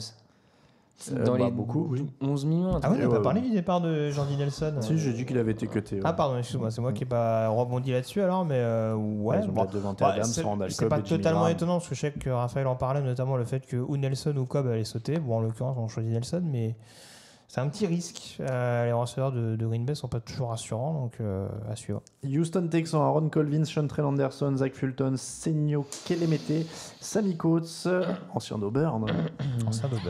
Tyrann Mathieu, John Badmosi ont signé, Corey Moore, Shane Leclerc et Bruce Ellington ont re-signé. Donc Tyrann Mathieu est l'arrivée la plus glamour. Heureusement sur les buzzers. Tyrann Mathieu, JJ Watt en défense ensemble, c'est pas mal ça. Voilà, faut voir dans quel état revient JJ Watt, mais il a juste fait 2 saisons blanches sur les 3 dernières années. Comment il parle de l'homme de base de la franchise de la Haute du Droit. Je sais bien. Je pense que Raoul, il y aura 2-3 cheveux blancs quand même. Mais Non, mais heureusement qu'il y a Tyrann Mathieu parce que franchement, pour une équipe qui avait quand même pas mal de budget et qui, on le rappelle, a quand même pas de choix de draft sur les 2 premiers tours en avril prochain. On peut pas dire qu'ils étaient dans le glamour non plus. Après, est-ce que justement c'est pas significatif ça, et on parlait des Jets tout à l'heure, etc. On est quand même aussi rentré dans une ère où les mecs prennent plus de pognon et où ils veulent gagner aussi. Je sais pas quand même. Non, je suis pas convaincu. Je pense juste que. Je sais pas, moi je sais ça parce que je le vois dans le basket avec des mecs qui signent dans des équipes qui sont prêtes à gagner ou ils se renforcent au fur et à mesure les uns les autres. Sans dire qu'il y a des mecs qui font des énormes sacrifices, hein. Mais tu vois quand même qu'il y a beaucoup de. Après, Mathieu, on lui donne pas une fortune là. Hein. Mais, 7 millions l'année, mais tu vois que les équipes au fond du trou ont du mal à recruter quand même, quoi. Alors qu'avant, elles pétaient un gros chèque sur. Après voilà, je sais pas, c'est peut-être qu'un ressenti. Ouais, je sais pas, je l'ai pas vu comme ça, mais je rejoins totalement Grégory. Il y avait beaucoup d'argent, il y avait une base en défense, il y a un quarterback prometteur et tu recrutes personne si ce n'est Tyrann Mathieu à la toute fin. Je trouve que c'est très très léger, quoi. Alors regarde, les Colts par exemple, Denico Autry, Eric Ebron, Adam Vinatieri, Chris Milton, Luke Rhodes, Eric Swoop, Jeremy Vujovic, et ils ont coupé Jonathan Hankins. Pareil, équipe qui est au fond du trou, 75 millions de cap et ils ont signé personne. Ouais, mais alors là, moi je suis moins d'accord parce que je pense que eux, tu vois qu'ils misent tout sur la draft. Et je trouve que ce blockbuster trade qui leur permet d'avoir 4 picks dans les 63 premiers choix, je crois, ça fait que la free agency, elle prend une autre valeur parce qu'elle est réussie côté draft. Après, il faut bien drafter, Après, ce qui n'est pas toujours le cas. Énormément de besoins. Ouais, mais c'est pour ça qu'ils accumulent les pics. C'est pour ça. Et la free agency n'aurait pas suffi à combler tous les trous, ce qui est sûr, ça aurait pu aider. Et pour en revenir à la théorie d'Alain, je me permets, ils ont pas beaucoup de besoins. Enfin, ils ont quand même une ligne qui est très très moyenne. Ils ont Frank Gore qui est quasiment en pré-retraite. La défense, c'était pas non plus des tueurs l'an dernier. Non, ils sont au fond du trou. Vont changer de système. Ils sont au fond du trou sans Andrew Luck. Pas de besoin. Enfin, un André Norwell sur la ligne, par exemple, je pense que ça aurait pas fait de mal à Andrew Luck. Bien sûr. Un Ned Solder sur la ligne, ça aurait pas fait de mal à Andrew Luck. Après, on sait pas. Un Carlos Hyde, ça leur aurait pas fait de mal non plus. Ils sont allés les chercher et tout. Après, tu vois, on n'est pas dans les. Et puis, pour en revenir à ta théorie, faut aussi vendre un projet avec un quarterback titulaire qui est blessé depuis 2 ans. Mais je sais bien, mais on en revient à Jacoby Brissett qui a pas fait une mauvaise saison l'année dernière. Mais on en revient à ce que je disais tout à l'heure, c'est que du coup, les équipes qui sont en galère ont du mal à se vendre. Parce que voilà, regarde Norwell, typiquement, il va aux Jaguars, qui sont finalistes. Les plus gros free agents, au final, vont dans des plus les Jaguars grosses équipes. lui proposent un contrat massif aussi. Bien sûr, mais il va aux Jaguars aussi. Il aurait peut-être pu prendre plus chez les Jets. Bien meilleur mais peut-être qu'il les a pas eu les plus, tu vois. Enfin, au final, on n'est pas dans les. Non, mais en tout cas, ils se retrouvent dans les. Ils ont un bien meilleur quarterback, les Jaguars. Bon, tiens, je sais pas. Moi, je pense qu'ils draftent cette année. Ils préparent la free agency 2019 qui s'annonce un poil supérieur en termes de talent. Bon, on passe aux Jaguars alors. Mais ouais, non, mais après, la draft, pourquoi pas. Mais c'est vrai que comme Luck est quand même à moitié estropié, ça aurait été bien de le protéger, par exemple. Moi, Ouais, mais. T'es comme ça en passant, je vous la donne. Non, mais je sais pas. Je me dis, le pauvre vieux. Et puis, tu vois, on dit de la draft, etc. Mais le Luck, il est quand même. Je vais pas dire il est prêt à gagner maintenant, mais il a fait une finale de conf. Parce que c'est pareil, on s'arrête sur les joueurs qui sont pas pris, mais il me semble qu'ils ont laissé partir, par exemple, Dante Moncrief, qui était receveur numéro 2, ils l'ont pas remplacé numériquement. Non. Et puis, ils ont laissé partir beaucoup de joueurs en défense. Barkevius Mingo, Jonathan Hankins, Vontae Davis. Ça, c'est quand même énorme. Ils signent un gros contrat à Hankins, et puis un an plus tard, on se rend compte qu'ils vont changer de système, ils le lourdent. Ça, c'est des choses qui doivent quand même être prises en compte au préalable. Bon, on sait qu'ils ont un coaching staff signé sans le head coach, mais quand même. C'est vrai. On passe aux Jaguars. Andrew Norwell, justement, est signé. Dante Moncrief aussi est signé. DJ Hayden, Austin Seferian-Jenkins, Niles Paul. Re-signature de Blake Bortles, Shane Wynn, Marquise Lee, Lerante McRae, coupe de Paul Posluszny, Chris Ivory, Allen Hurts. Et donc là, moi je le dis clairement, c'est l'équipe qui n'a pas eu l'intelligence que les Vikings ont eu. Eux aussi, ils devaient être derrière Cousins tous les jours. Ils ont plus de Clay Allen surtout. Ils ont plus de Clay Allen, ils ont plus de. Forcément, ils ont tout perdu. Ils ont perdu les 2 Clay Allen, ils ont toujours pas de quarterback. Voilà, et André Norwell, très bien. Blake Bortles va être le quarterback médiocre le mieux entouré de l'histoire de la NFL.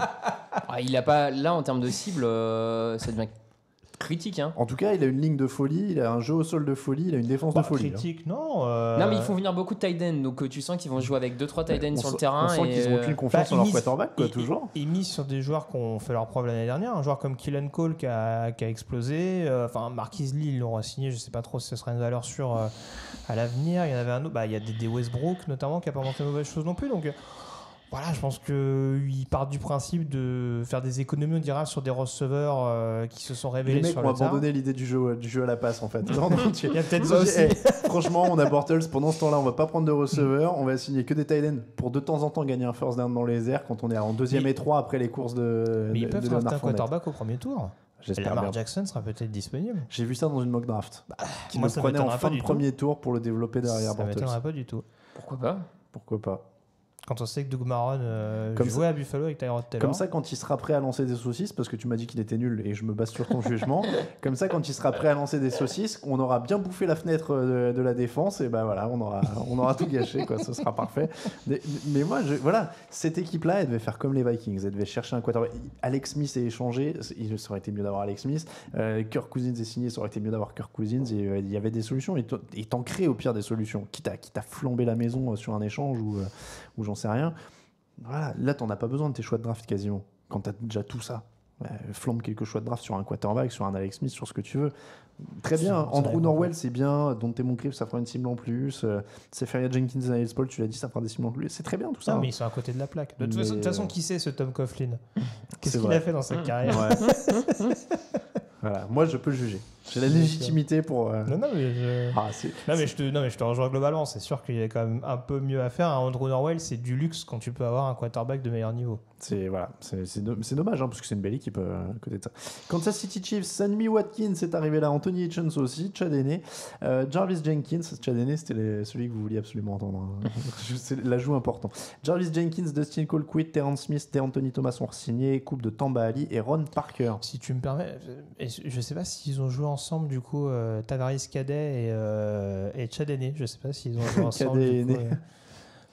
Non, je crois pas qu'on a eu le cadet. C'est quand même, selon moi, alors je sais pas ce que tu en penses, Raphaël, mais presque une des free agency les plus what the fuck. J'ai l'impression qu'ils se sont quand même beaucoup affaiblis en voulant un petit peu tout reconstruire.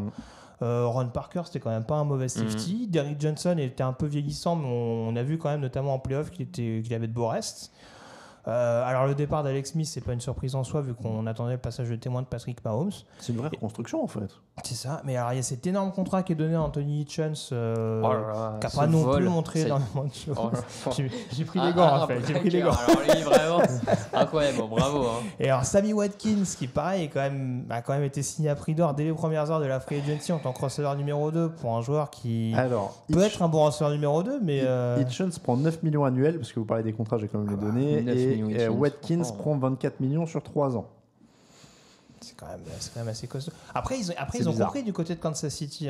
Patrick Mahomes, il a un gros bras. Alors on va envoyer que des spisters. Ouais. Il y a Tyreek Hill d'un côté, Sammy Watkins de l'autre. Allez-y les gars, on joue que des balles profondes. Et Travis Kelce, c'est vrai qu'il aura des armes quand même. Karim Hunt au sol, il a des armes. Les Rams, Sam Shields a signé. Il revient de plusieurs commotions. Re-signature de Lamarcus Joyner, Nickel Robey-Coleman, Matt Longacre, John Sullivan et Dominique Isley. Ils ont fait venir par transfert Aqib Talib et Marcus Peters.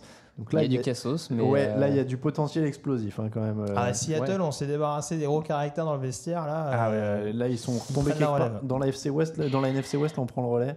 Dire qu'à une époque, ils s'étaient débarrassés de Janoris Jenkins parce qu'il était trop turbulent là. Surtout qu'on parle pas mal de sous aussi aux Rams. Ouais. Oh la vache. Mais ça par contre. Alors, par contre, j'ai loupé un épisode, mais Aaron Donald, il l'a signé ? Non, pas encore. Pourquoi il était tagué ? Ils lui ont pas donné son gros contrat encore à Aaron Donald. J'ai un doute. Mais il est drafté la même année que Beckham, donc il est encore sous contrat. Oui, il est encore sous contrat. Mais il a encore son contrat rookie, c'est ce que je veux dire. Oui. Ils lui ont pas signé le gros contrat qu'il attend depuis. Non, pas encore. Non, ok, tout va bien. Pas encore. Tout va bien. Pour moi, j'ai l'impression qu'ils essayaient un peu de faire dans une moindre mesure. Une Eagles dans le sens, ils profitent du contrat rookie de Goff pour bien l'entourer, notamment en défense, faire venir plein de gros joueurs. C'est une technique que je peux comprendre, une tactique que je peux comprendre. Moi, l'idée d'Endam Kongsu associé à Aaron Donald, ça me fait flipper, surtout pour Bradford, Russell Wilson et compagnie. Il va y avoir du genou pété dans tous les sens. Moi, je trouve que c'est une free agency qui est assez excitante sur le papier. Après, voir comment Wade Phillips va réussir à gérer tout ça. Mais sur le papier, moi, je trouve ça quand même assez emballant. Sur le papier, elle est excitante, mais elle est tellement excitante que ça peut tourner dans un tel carnage en semaine 8 avec des mecs qui hurlent dans tous les sens. Ndamu Kongsu qui profite des double teams de Donald pour se jeter le coude en avant sur des mecs. Par contre, en termes de pénalité, Peter Stalib et Sou, ça risque d'être... Sou à Los Angeles, j'y crois pas une seconde, moi. Ou alors, il sera très mal utilisé. J'espère pas pour... Enfin, c'est pas qu'il sera mal utilisé, c'est qu'il va pas donner son plein potentiel, je pense. On reste à Los Angeles avec les Chargers. Virgil Green, Caleb Sturgis, Mike Pouncey, Casey Hayward, Terrell Williams et Adrian Phillips, eux, ont re-signé pour les 3 derniers. C'est solide pour une équipe qui était c'est cohérent dans l'ensemble. Mike Pouncey, c'est la bonne surprise vu que Max Stewart, le centre qu'ils avaient drafté, ils ont fait chou blanc là-dessus. Donc du coup, ils arrivent quand même à récupérer un bon joueur au niveau du milieu de la ligne. Ils ont une escouade assez solide, la défense qui progresse. Je pense qu'il va leur manquer peut-être un linebacker un bon linebacker et éventuellement peut-être un peu de profondeur sur le poste de safety, mais c'est globalement cohérent. Ouais, c'est pas mal. C'était un groupe solide. Ils le renforcent un peu. Ils prennent même l'ancien kicker des Eagles, Caleb Sturgis, qui était vraiment pas mal comme kicker. Ils ont eu beaucoup de problèmes à ce niveau-là ces dernières saisons. Ils sont peut-être sûrement pas allés en playoff à cause de ça l'an dernier. À surveiller cette équipe des Chargers pour cette saison, je pense. Dolphins, Albert Wilson, Damien Amendola, Josh Seaton arrive, Walt Aikens, David Foles, William Hayes sont re-signés, Lawrence Timmons, Julius Thomas, Namu Kongsu et Mike Pouncey sont coupés, arrivés par transfert de Robert Quinn et Daniel Kilgore. Je vais vous dire tout de suite, je comprends pas trop ce qu'ils ont fait. Ah, je suis pas d'accord. Ah bon? Ah, moi je comprends pas du tout.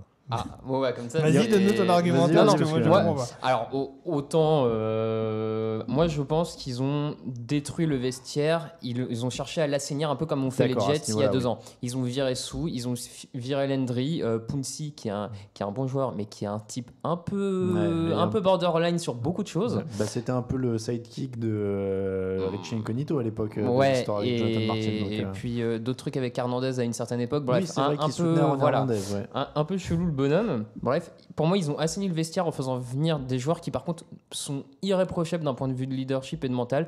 Amendola, Seaton. Je pense que voilà, ils ont cherché à assainir leur vestiaire. Je suis d'accord. Attention, hein, ça va pas repartir tout de suite. Ça veut pas dire qu'ils vont gagner. Hein, c'est pas. Mais voilà, ils assainissent le vestiaire pour. Bon après, Alors, pourquoi en fait, c'est encore ouais, une autre question. Mais au moins, ils assainissent leur vestiaire. Et ce que je trouve déjà. Alors, en fait, ouais, je suis d'accord avec toi là-dessus. On parlait pas du même. Sur le plan sportif, je comprenais pas. Ah sur oui, le non, plan... sur le plan sportif, oui, je suis d'accord. Sur Par le contre, je comprends toujours pas. plan, sur le plan assainir le vestiaire, à la limite, je peux comprendre. Et à la limite, t'as raison parce que sur le long terme, ils y gagneront. Mais c'est vrai que sur l'immédiat, quand tu dis t'as remplacé Oui. Jarvis Landry par Albert Wilson et Daniel Amendola et t'as remplacé Namu Kongsu par Robert Quinn, bon. Moi, c'est pas ça que je comprends pas. Moi, il y a deux choses qui me font un peu halluciner sur Miami. Alors, déjà, forcément, le cut de Namu Kongsu, Oui. 22 millions de dead money. 22 millions pour un joueur qui est depuis 4 ans à Miami. Ça, Je trouve ça juste délirant. Ils perdent 22 millions au lieu d'acheter un joueur potentiel pour un cut de ce genre-là. Tu m'étonnes qu'ils n'ont pas réussi à l'échanger. Et puis surtout, moi, ce qui m'étonne encore plus, c'est que je suis d'accord avec toi. Alors, pour le poste de garde, il y avait des besoins. Mais tu as vraiment besoin d'un receveur? Tu as vraiment besoin d'un Robert Quinn avec le defensive end, bon alors Cameron Wake qui n'est pas tout jeune et Charles Harris n'a rien montré encore, mais enfin, je veux dire, il y a des positions où moi quand je vois le nombre de receveurs qu'ils ont et quand tu vois que leur tight end titulaire c'est Thomas Duarte, leur running back titulaire c'est Kenyan Drake qui a été quand même assez régulier en fin de saison, le quarterback c'est Ryan Tannehill, on ne sait pas dans quel état il va revenir, ils vont avoir plein de receveurs. Mais en fait, l'attaque, on ne sait pas à quoi elle va ressembler. Donc, moi, c'est vraiment là-dessus. Alors, peut-être que d'ici la fin de la free agency, ils vont me faire mentir et que ça progressera. Mais même en défense, je veux dire, sur les squads de linebacker, ils ont laissé partir... j'ai un trou. Ils vont laisser partir Lawrence Timmons, Coabissi également qui ne va pas être signé. Ils misent tout sur un Raekwon McMillan qui a loupé toute l'année 2017 au poste de middle linebacker. Voilà, moi c'est ça que je comprends pas. On investit énormément sur des postes qui sont bien ou pas mal pourvus en tout cas. Et il y en a d'autres, bon bah on se dit on verra. On attend de voir. Les Saints, Kurt Coleman, Demario Davis, Patrick Robinson, Jermon Bushrod, Tom Savage ont été signés. Les re-signatures de Drew Brees, George Johnson, Willie Snead, Thomas Morstead, Alex Okafor, retraite de Zach Striff et coupe de Nick Fairley. On est dans la continuité à New Orleans. Il n'y a pas de grosse. Oui, il n'y a pas d'énormes signatures. Patrick Robinson, c'est intéressant parce qu'on sait que son C'est un premier retour. passage n'avait pas été marquant. Terrible. Mais là, en tout cas, ça peut apporter une amélioration par rapport à Ken Crowley. Les Giants, Jonathan Stewart, Ned Solder, Patrick Omae, B.W. Webb, Cody Latimer, ça c'est les signatures.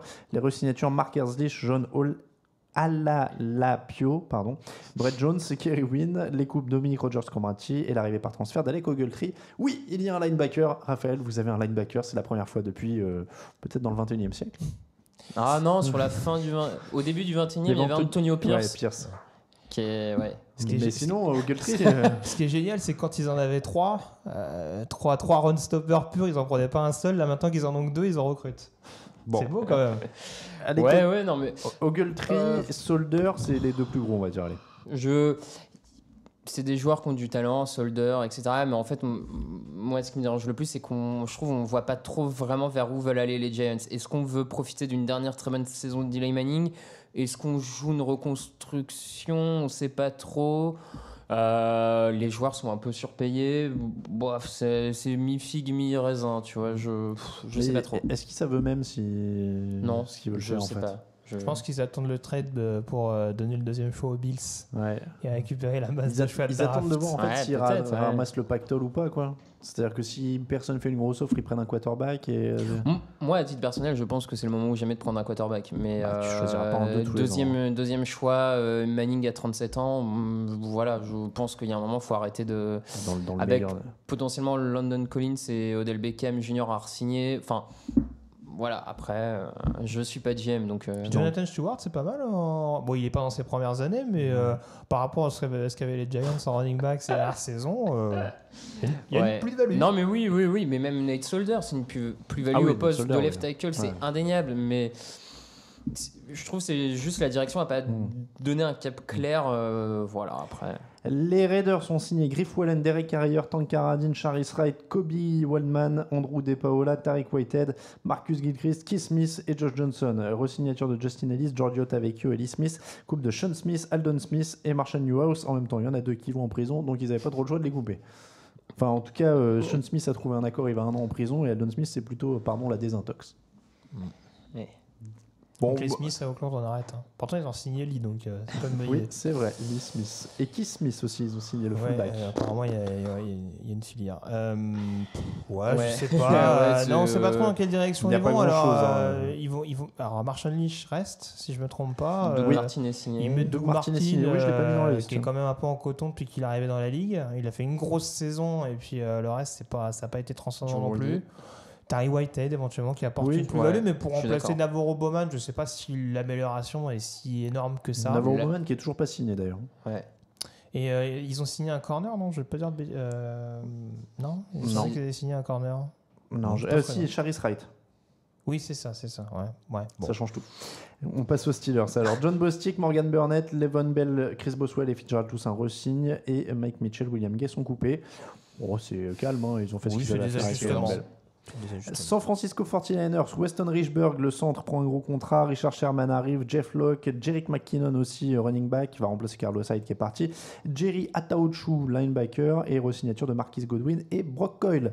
On entoure Garoppolo avec Weston Richburg et Jerick McKinnon, qu'ils ont l'air de vouloir utiliser à toutes les sauces. C'est ça, McKinnon, qui vont peut-être essayer d'en faire un Freeman, j'imagine. Anecdote d'ailleurs assez rigolote, c'est que McKinnon a joué avec Matt Breida, Florida International, en college football. Donc du coup, la réunion des 2 futurs running backs de San Francisco, en attendant de voir s'il y aura un joueur drafté, ce qui ne m'étonnerait pas.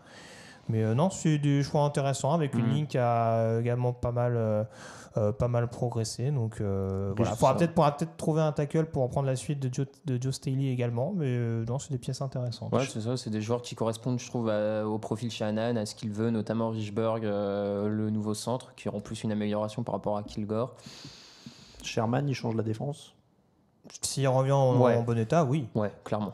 Tampa, Bo Allen, Chandler Catanzaro, Ryan Jensen, Mitch Ryan et Vinny Curry sont signés. Resignature de Cameron Brett, Mike Evans, Adam Humphries, Ryan Fitzpatrick, Keith Landy, Cameron Lynch, Will Clark.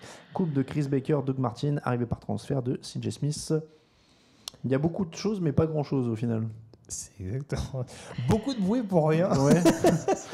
Alors, Vinny Curry, c'est un bon genre de devoir. Mais même Ryan Jensen, ça peut être un bon centre. Mais après, moi Ryan Jensen, l'ancien centre des Ravens. Oui. Après, moi, c'est toujours pareil.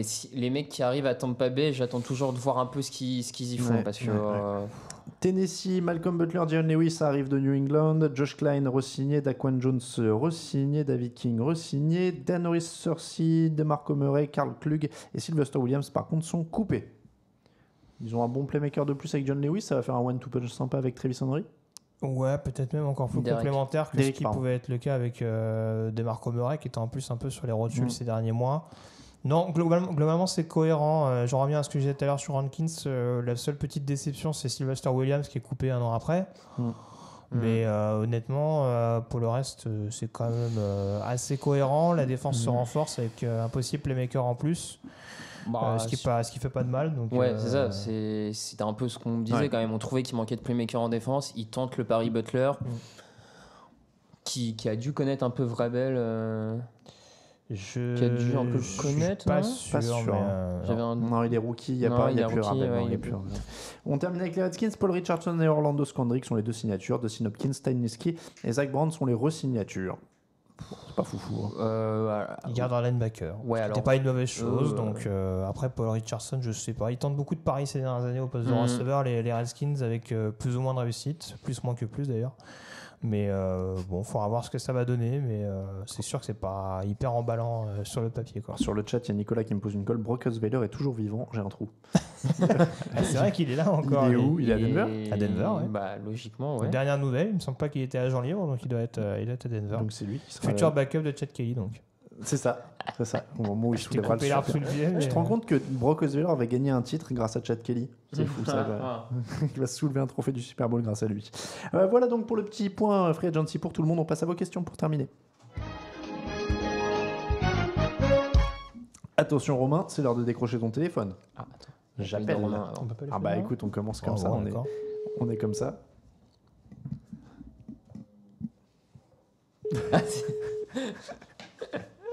J'ai cru que c'était notre auditeur. Il faut... Allô ? Est-ce que tu nous entends, Romain ? Alors nous, on n'a pas de retour. Est-ce que tu nous entends ? C'est bon, je vous entends. Ah, voilà, tu nous entends. Bon, très bien. Bonjour, Romain. D'où nous appelles-tu, pardon ? Je t'appelle de Marseille, appelé de Marseille. Bon, en fait, on se connaît un peu parce que tu as été stagiaire pour le site. C'est ça. Bon, on espère que ça va bien depuis, Romain. Grégory et Raphaël t'écoutent aussi. Est-ce que tu supportes toujours les Jets de mémoire ? Oui, je supporte toujours les Jets. Alors, on avait dit qu'on appelait donc les auditeurs pour faire un petit point Free Agency, puisque c'était les contreparties débrief. Donc là, c'est débrief de la Free Agency. Qu'as-tu pensé de cette Free Agency des Jets ? Malheureusement, un peu frustré de ne pas avoir pu signer Kirk Cousins, forcément. Mais bon, par rapport aux Vikings, on ne faisait pas du tout le poids, surtout par rapport au casting qu'il y avait autour de Kirk Cousins aux Vikings. Et puis surtout avec ce fait d'avoir un contrat totalement garanti. Donc je pense que même si on proposait plus, je pensais de toute façon qu'il n'y avait aucune chance. Donc voilà, finalement, j'étais un peu déçu, mais après, faut être réaliste. Bon alors, est-ce que... je retrouve même plus son nom à ce mec, je voulais faire une blague. Est-ce que Christian Hackenberg va donc pouvoir sauver votre saison ? Voilà, je vais y arriver. Qui ça ? Moi, je vois pas trop. Ah voilà, il a oublié. Bizarrement, ça joue. Alors, question plus simple et plus objective. Quel quarterback tu veux avec le 3e choix de la draft ? En fait, je suis pas trop renseigné, mais après, rien que le fait de savoir que Baker Mayfield est assez à une mentalité quand même de winner. Moi, je suis un pro Baker Mayfield. Et donc, je veux vraiment que Baker Mayfield soit drafté par les Jets. Je trouve que ça manque vraiment un peu de glamour et de mentalité de winner dans la franchise. Donc, ça apporterait pas.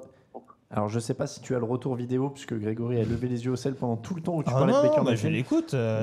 Il était en train de se dire utiliser le 3e choix sur Quentin Nelson, un garde. Ça apportera une mentalité de winner. Ah, c'est pas bien ce que tu fais. Ça apporte de la lumière et des paillettes en plus. Greg, il arrête pas de penser. Ça sert à rien de prendre un quarterback cette année de toute façon. Bon, un petit mot du coup sur les autres signatures. Romain, je me remets devant les yeux ce qu'ont signé les Jets. Crowell, Truman Johnson, Bridgewater, Avery Williamson, Spencer Long, Jalana, Kero Santos, Kevin Pierre-Louis, Brandon Copeland, Josh McCown, Quincy Enunwa, Rontez Miles, Mike Pennell, Maurice Claiborne, Xavier Cooper et la coupe de Mohamed Wilkerson. Qu'est-ce qui t'a inspiré là-dedans ? Je trouve qu'il y a pas mal de bons choix. Je trouve que ça a été une bonne chose, la coupe de Wilkerson, qui faisait vraiment plus rien, qui avait vraiment du mal à revenir de sa blessure d'il y a 2 ans. Après, j'ai bien aimé vraiment la signature de Cairo Santos, que je trouve assez fiable au poste de kicker. Truman Johnson également, même si on le paye peut-être un peu cher, mais après, au vu de la saison qu'il a fait avec les Rams, c'est mérité. Et après, aussi la re-signature de Maurice Claiborne, qui a fait une saison somme toute correcte, même une bonne saison à New York. Et sinon, après, voilà, Teddy Bridgewater, c'est la grosse énigme. Mais je pense que c'est surtout pour boucher les trous, quoi. Et ben écoute, merci beaucoup en tout cas. Romain, je m'endors. T'as des trous de mémoire. Oh là là, T'as raison, 32 ans, c'est pas du tout la trentaine avancée. Précoce. Merci beaucoup Romain, je ne me rappelle plus de ce que je disais 2 minutes avant. Bon bah écoute, en tout cas on te souhaite une bonne fin d'intersaison à toi et aux Jets, bon courage. Et donc on a noté Baker Mayfield alors pour la draft. Une petite dédicace peut-être avant de partir, ça fait longtemps qu'on l'a pas proposé. Oula, une petite dédicace, peut-être. C'est pas obligé. Peut-être une dédicace au site que j'ai fondé il y a pas longtemps. Voilà. Oh, pardon. Petit coup de pub à Sport Focus. Voilà. D'accord. On parle basket, foot US et football. Donc voilà. Eh ben écoute, bonne chance à vous alors dans ce cas-là. Merci beaucoup Romain, on te dit à très bientôt. Ciao. Merci à vous. Ciao. Merci beaucoup. Messieurs, on passe aux questions. Pour boucler cette émission, on va pas pouvoir en prendre trop parce qu'on a déjà quand même fait beaucoup de temps. C'est vrai. Je le reconnais. Alors, question de Sprichries. Avec le trade des Jets pour le 3e choix de draft, pensez-vous qu'on se dirige vers un podium de quarterback lors de cet événement? Si oui, lequel sera-t-il selon vous? Pour toi, ça. C'est question pour toi, ça. Ah mais justement, justement, j'étais en train d'essayer d'étudier en fonction des différents organigrammes, savoir où on irait, mais Cleveland, je sais pas. Je pense qu'on va vraiment partir sur un projet Sam Darnold peut-être. Sam Darnold, ça pourrait être tentant pour les Browns. Et du coup, peut-être Rosen aux Giants, qui ressemble beaucoup à Manning, et en effet, Mayfield aux Jets. Ça peut être un tiercé relativement crédible. C'est qui a le 4 du coup là? C'est les Browns aussi, ouais, donc ils reprendront pas un QB. Qui peuvent le trader à Buffalo. Quoi qu'ils ils ont peut-être tellement peur du mauvais quarterback que Cleveland va en prendre 2 comme ça. Josh Allen en 4 après avoir pris tranquille. Bam, on est bien. C'est très sympa. Allez, Raphaël, vas-y. Question de Belge 48. Vous êtes à la place de Sherman qui se fait couper après tant d'années dans son équipe. Vous avez du respect et vous ne signez pas chez un concurrent ou vous vous en foutez et vous prenez le plus d'argent possible? Moi, ça me. Je suis désolé, hein. C'est Belge 48, c'est ça? Moi, je comprends pas ces questions. C'est. Il fait ce qu'il veut. 2, ils l'ont coupé, donc il va pas non plus s'excuser. Et voilà. Et en plus, il est californien, il va à San Francisco, ça me paraît cohérent. On en parlait avec Greg avant l'émission. Greg me disait, il vient de Stanford au niveau de la fac, c'est à côté. Voilà, le mec, il va pas se. Camille, il va l'insulter. Non, mais je suis plutôt d'accord. Après, le seul truc qui est un peu bizarre, c'est au niveau de son contrat qui est pas très garanti. Qui lui mais il l'a négocié tout seul, ça. Oui, non, c'est ça. Qui lui était plutôt, qui était un partisan des. Un peu justement un peu plus d'argent garanti qui finalement prend un contrat qui est pas son avantage. Expliqué justement en disant qu'il tenait compte lui aussi du fait qu'il y aura peut-être blessure, donc voilà, en gros dire je vais pas réclamer énormément d'argent alors que je sais d'où je viens d'un point de vue santé. Donc, mais après moi sur la question de la loyauté ou quoi, les mecs se font traiter comme du bétail à longueur d'année, à longueur de carrière, qu'on leur dise il a pas une clause de non concurrence, il va pas non plus s'empêcher de jouer à côté de chez lui ou chez ses potes juste parce que. Puis bon, le caractère de Sherman c'est aussi ça. On sait que c'est quelqu'un qui est vachement dans l'adversité et tout. Je veux dire, s'il a envie de dire à Seattle, maintenant je vais essayer de vous démontrer que c'est ça. Et on se plaint suffisamment que les joueurs maintenant sont trop lisses. Moi, que le mec il a envie de la mettre à son ancienne équipe, ça me va très bien aussi. Non mais voilà. Et non mais tu vois, et ce truc de maintenant il y a plus de loyauté et tout. Enfin, quand Brett Favre il allait jouer aux Vikings il y a un peu moins de 10 ans, c'était quand même encore pire que faire Seattle-San Francisco. Avec tout le respect que j'ai pour leur rivalité, c'est pas tout à fait Packers-Vikings. C'est vrai. C'est qui du coup? C'est à toi. C'est à moi déjà? Moi j'en avais une aussi. Vas-y. Bob, Cousins, 3 ans, 84 millions, 100% garantie. Les Vikings ne sont-ils pas en train de jouer all-in? Si Cousins se blesse gravement, ils sont cuits. La ligue tend-elle vers ce type de pari? Mais c'est pareil, je suis pas d'accord. Si Drew Brees se blesse, les Saints sont cuits. Si Tom Brady se blesse, c'est même pas une question de contrat. Il n'y a pas de disons qu'ils sont un peu plus cuits financièrement.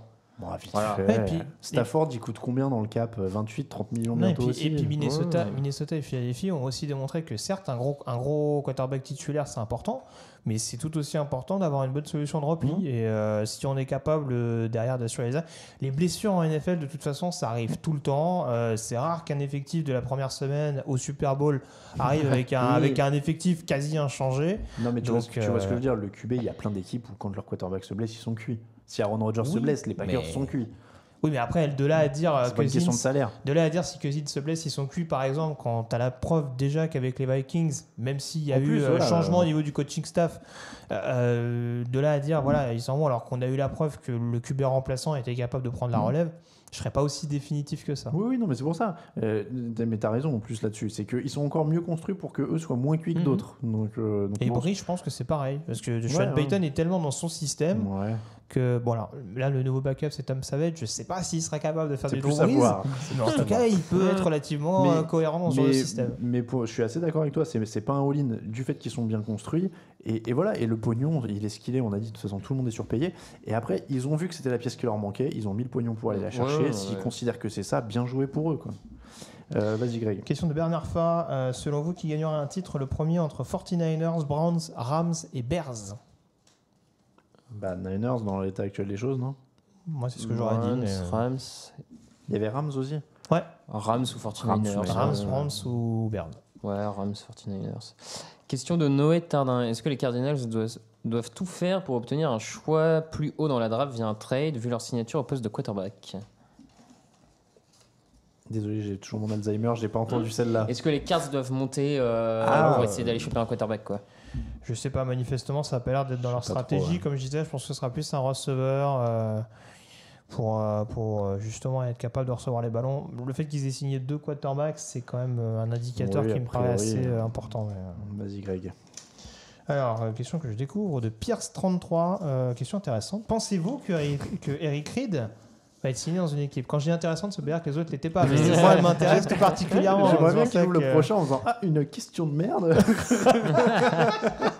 Donc la situation d'Eric Reid, qui était donc un acolyte de Colin Kaepernick lors des protestations de l'hymne national. Il se fait bien avoir. Hein. C'est plutôt étrange, effectivement. Oui, parce que Kaepernick, il était moins performant, mais j'ai pas dans l'idée qu'Eric Reid l'était moins avec San Francisco l'année dernière. Donc, écoute, oui, mais ça prouve pareil à ceux qui nous disaient ouais, mais Kaepernick c'est le niveau et tout. Non, c'est pas le niveau. C'est pareil avec Eric Reid. S'ils veulent pas le signer, ils veulent pas le signer. Question de LDK. Est-ce que les Bears 2018 ressembleraient-ils pas beaucoup aux Eagles de 2017? Je ne tire que les questions avec lesquelles je suis pas d'accord. Parce que là, franchement, pareil, je suis désolé, mais Carson Wentz, Mitchell Trubisky. Voilà, là, la différence, hein. Ils n'ont pas Carson Wentz, donc ils ressemblent après, ils ont une bonne défense. Test ta villa parce que Wentz fait une énorme deuxième saison. Est-ce qu'à la fin de la première saison, tu avais le même avis sur Wentz? Il était quand même un peu plus rassurant. Il avait montré un peu plus de choses. Ouais, d'accord. Non, mais je savais pas ce que toi tu avais en tête. Mais encore une fois, il y a un coaching staff différent. Il y a un coaching staff différent. Et Nagy, c'est la même école que Peterson. Donc si Peterson peut tirer le meilleur de Wentz, peut-être que Nagy pourra le faire avec Trubisky. C'est pas juste une question de Trubisky-Wentz, c'est la différence aussi de talent qui est en défense des deux côtés. T'as une défense où t'as Cox, Jenkins. Il n'y a pas 2 joueurs de ce niveau-là dans la défense des Bears. C'est ça aussi, on est d'accord. Non, mais là-dessus, on est totalement d'accord. Pour moi, il y a beaucoup d'écart à beaucoup de postes entre les deux équipes quand même. Donc, question suivante. Question de Thierry Kerr. Question bof. Non, c'est juste pour la blague. Peut mieux faire. Vu les mouvements actuels chez les Seahawks, Camille, est-ce que Pete Carroll ne joue pas sa place la saison prochaine? S'il manque encore les playoffs, peut-il tenir? Non, c'est pas impossible. Surtout, mais le bon côté, c'est que justement, avec cette free agency où ils ont un peu lâché des gros contrats, c'est pas impossible que du coup l'année prochaine la situation salariale sera plus saine et que ça sera plus facile aussi d'attirer un nouveau coach. Après, ce qui va changer, je sais pas. Il est plus tout jeune non plus. Hein, oui, non, voilà. Il a 67 ans l'année prochaine. Il a un certain âge. Moi, je le vois pas partir même avec une saison mauvaise. Hein. À mon avis, s'ils font le ménage comme ça, c'est qu'ils veulent lui laisser un peu plus de temps qu'une saison. Mais il a encore du crédit. Allez, une dernière chacun. Question de Simon Douglas. Quelle est selon vous la bonne affaire de cette free agency? Cette question, mince. Moi, je peux tricher. Je peux tricher, moi, mais. Attends, mais laisse-moi tricher aussi, du coup. J'hésite. Sam Bradford. Moi, honnêtement. Michael Crabtree, non? Michael Crabtree. Potentiellement, Sheldon Richardson à 7 millions, s'il performe sous Mike Zimmer, je pense que ça peut être une grosse truc. Bon, après, il y a beaucoup d'interrogations, vous me direz. Moi, je vais dire. Non, Tyrann Mathieu à Houston. Allez, moi juste pour défier les haters des salaires et tout ça, je vais dire Kirk Cousins. Balek. Voilà. Mais franchement, mais parce que c'était le fit idéal. Ah non, mais si l'an prochain il ramène le Super Bowl, c'est la bonne affaire quoi qu'il arrive. Donc c'est le fit idéal. Donc à partir du moment où c'est la pièce manquante et qu'elle va dedans, Je prends. Puis Alec Ogletree aux Giants, que rien que le fait qu'il y ait un linebacker maintenant, c'est un peu la bonne affaire des Giants. Alors, attends, je vais essayer de... Dédicace à Jerry Reese. Allez, question de Dirty Fighter. Les Vikings ont-ils à cet instant le meilleur effectif de la NFL? Quels sont les éventuels points faibles? Et ça va me permettre de teaser. La prochaine fois, on fera le bilan de la NFL, la Free Agency totale. On fera un petit power ranking. On fait comme ça? Ouais, voilà. C'est pas mal. Ouais. La prochaine émission répondra dans son entièreté à la question de Dirty Fighter. On fera un petit power ranking donc la semaine prochaine où on classera les effectifs et les équipes NFL suite à cette Free Agency. Spoil, le 3e va vous étonner. Exactement. On va mettre ça en titre. Bon, vas-y, cette fois on le fait. On va mettre le power ranking NFL après la Free Agency. Le 3e va vous étonner. Ce sera notre titre du prochain podcast. On s'y engage. Voilà donc pour cette émission. C'était le 233. On vous remercie de nous avoir suivis. C'était long. On a fait une bonne heure et demie, je crois. Merci Raphaël. Merci Grégory, merci Camille, merci à vous de nous avoir suivis. Tiens, cette émission vous était présentée par American Life Market. On les salue, c'est notre partenaire pendant certaines émissions de l'intersaison. N'hésitez pas à aller faire un tour. Il y a le lien en bas de l'article qui présente l'émission sur le site. Donc n'hésitez pas à aller y faire un tour. On dressera un petit bilan Free Agency à la fin de la semaine prochaine, pas à la semaine prochaine, pardon. Je perds mes mots, je perds mon latin. Merci si vous nous soutenez sur Tipeee, sur Twitter, @TDActu, @Raphaël_TDA, @YelloRadioSat, Camille Saraben, @Alain Mattei. On vous rappelle que toute l'actu de la NFL, c'est sur tdactu.com. Camille, tu peux lancer le générique. On se retrouve donc mardi prochain. Je vais y arriver. Merci beaucoup. Merci d'avoir suivi cette émission. Les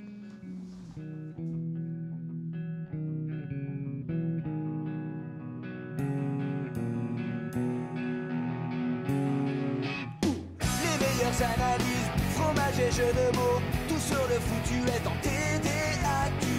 Le mardi, le jeudi, tailgate au risotto, les meilleures recettes en TDAQ.